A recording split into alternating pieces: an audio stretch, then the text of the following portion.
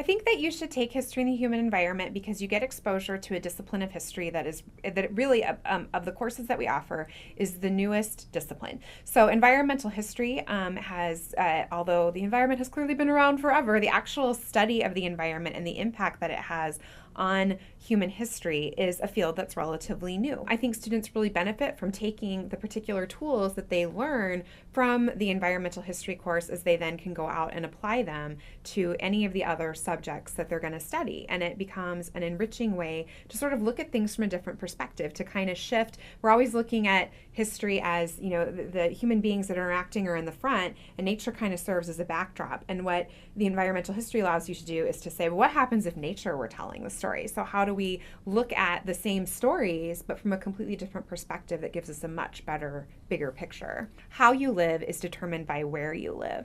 And so at the very beginning of the class, students, we talk about this idea. How have you been formed and shaped by the particular environment that you've lived in? For most of us, that's a struggle. We think it has no impact. And so the initial reaction is to say it doesn't affect anything.